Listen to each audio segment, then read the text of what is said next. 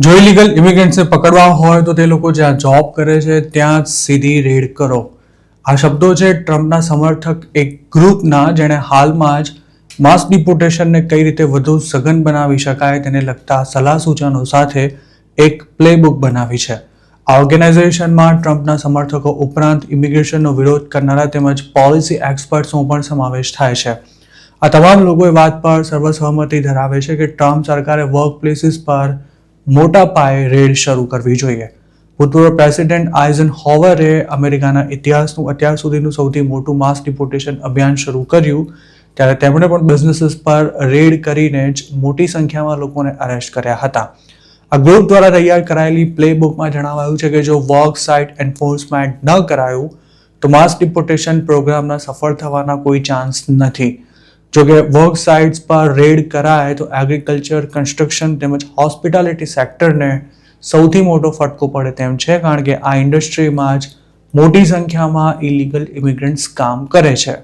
Trump સમર્થકો દ્વારા તૈયાર કરાયેલી પ્લેબુકમાં બિઝનેસીસ પર રેડ કરવાની સાથે બીજા પણ કેટલાક સૂચન અપાયા છે, જેમાં એમ્પ્લોયમેન્ટ વેરિફિકેશન પ્રોસેસને ડિજિટાઇઝ્ડ કરવાની સલાહનો પણ સમાવેશ થાય છે.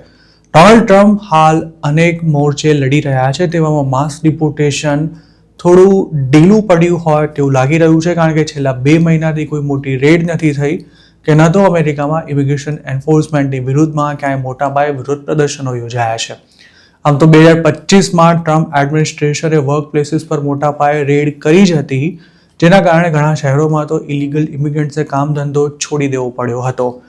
હવે ટ્રમ્પની સમર્થક સંસ્થા ફરી આવી રેડ્સ શરૂ કરવાની સલાહ આપી રહી છે, ત્યારે કેટલાક રિપબ્લિકન્સ દ્વારા જ તેનો વિરોધ કરાય તેવી પણ શક્યતા છે, કારણ કે ઇલીગલ વર્કર્સને પકડી લેવાશે તો બિઝનેસ ચલાવવો મુશ્કેલ થઈ જશે અને વર્ક સાઇટ એન્ફોર્સમેન્ટને કારણે અમેરિકન્સમાં મોટા પાયે રોષ પણ ફેલાઈ શકે છે, જે 2026ના મિડ ટર્મ ઇલેક્શનમાં ટ્રમ્પને ભારે પડી શકે છે.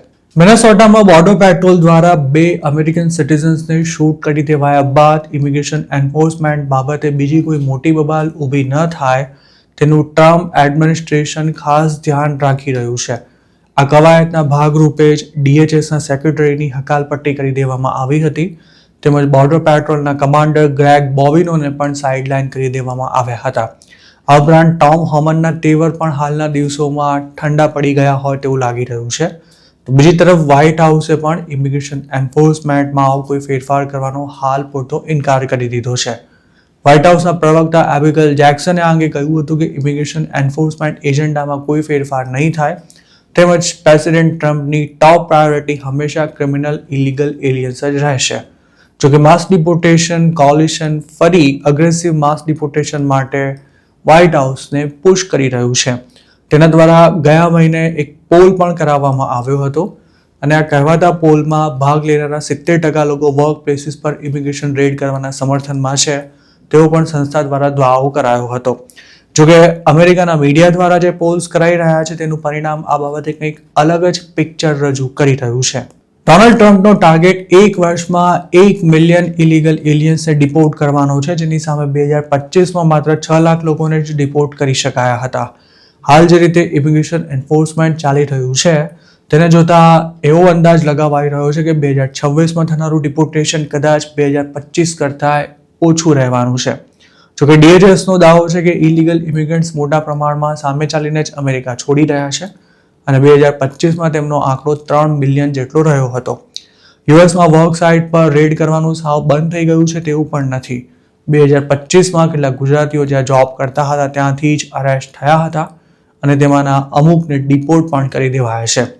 આ ઉપરાંત રિપબ્લિકન રાજ્યોમાં જ વર્ક પરમિટ હોલ્ડર માઇનોરને સિગરેટ વેચવા જેવા સામાન્ય ગુનામાં અરેસ્ટ થાય તો પણ તેને ક્રિમિનલ ગણાવીને જેલ ભેગો કરી દઈ આઈસને જાણ કરી દેવાય છે.